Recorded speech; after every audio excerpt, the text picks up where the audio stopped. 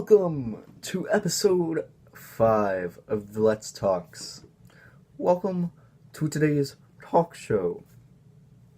Alright, so today we're going to be talking about foreign languages. One of my favorite topics, of course.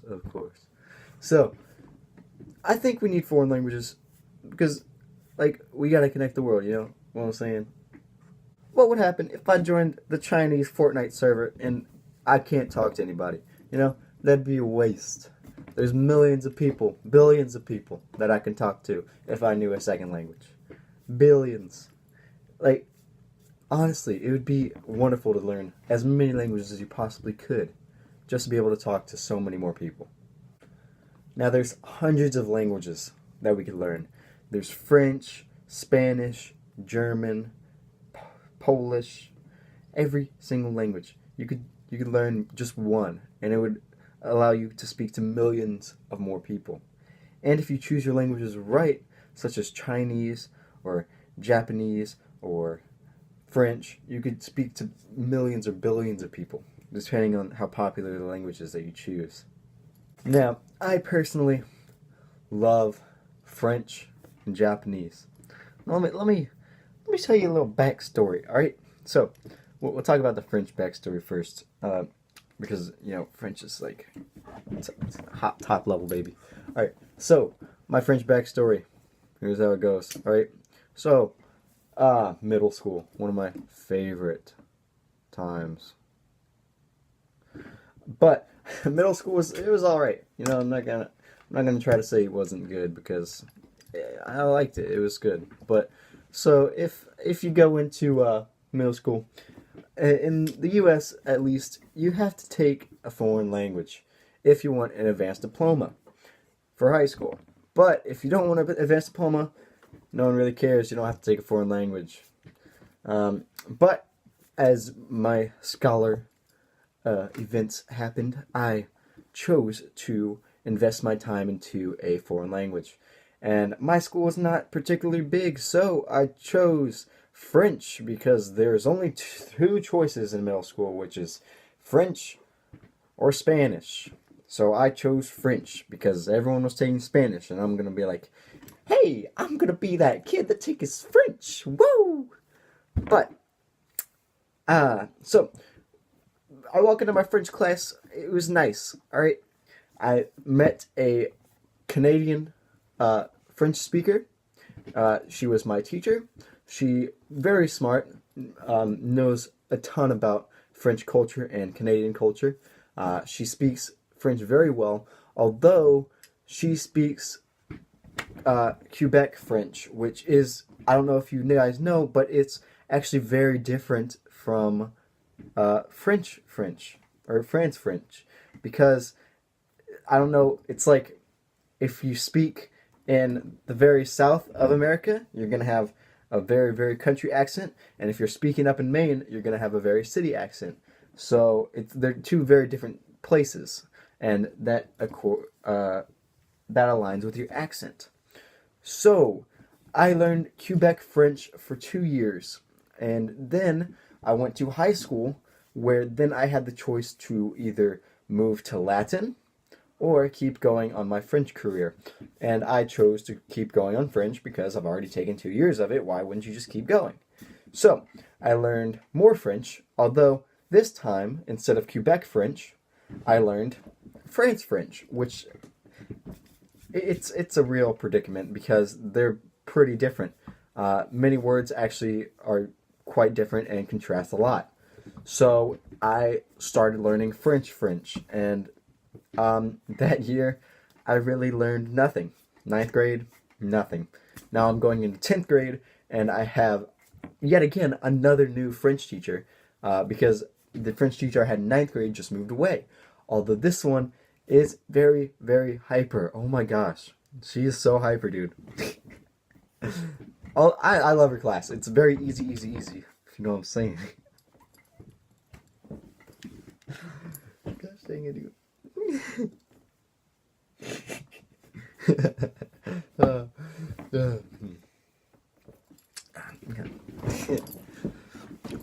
Okay. But already I think I've learned more in my 10th grade year, and it's only been like 3 weeks worth of learning, and I've learned more than all my other years of French, much more, because the other years of French I wasn't really focusing. Although this year I feel like I'm actually making progress with my French, so that's very quite well, and that will help me if I ever do meet up with a French person, or go to France or another country that speaks French, like Madagascar or someplace in South America. Now, I know everyone's got to be asking this question. What the heck are these things right here? Oh my gosh, what is all this? Freaking Japanese weeaboo stuff, dude. Oh my gosh. Alright, I'm gonna go show you right now because it's actually pretty cool. I actually like Japanese writing very much. Alright, so we have 5 little posters here, and we also have this little writing right here. So we have these 5, and these are basically just morals for my life that I try to live by. We have 1, which is happiness, always stay happy. We have wisdom, which is you gotta try to learn as much as you can so you'll have the knowledge to do things in your real life. We have peace, which always means make peace with everybody and try to coordinate with everyone and try not to get on anybody's nerves, because you want to have good friendships in your life. Love, love and happiness. It doesn't have to be with a spouse, but with anybody. You love your neighbors. And harmony, just try to keep all of these in check and keep everything aligned. Then we have this one, which I cut out myself because I'm super cool. And so this one means God, because I consider myself quite religious, although I do not really judge if you practice any other religions or don't practice one at all. I just think it's nice for me to commemorate and just look at myself. But these are my Japanese writings on my walls. So now that we got that out of the way, we're going to be talking about how I figured out that I wanted to learn Japanese. And I have been learning Japanese a little bit. In 8th grade, I learned it a lot, and then it's sort of slowed down after the years. So in 8th grade, I took World Geography, and I thought it was the coolest class. We had a super fun teacher. I loved that class. It was one of my favorite classes of all time. So we learned about all the places in the world. We started in Europe, then we went down to Africa, Middle East, and then we got to Asia. And Asia was so cool, and I don't know, I really loved all of world history and world geography, but when we got to Japan, I thought it was just so cool because they had so many technologies and everything I wanted to learn. So I was like, why not? I'm not really doing anything with my free time. Why don't we learn Japanese? And I've since then bought many Japanese books, trying to learn as much as I could. And I've just invested myself in the culture. I love how they do things. I love the calmness and the culture.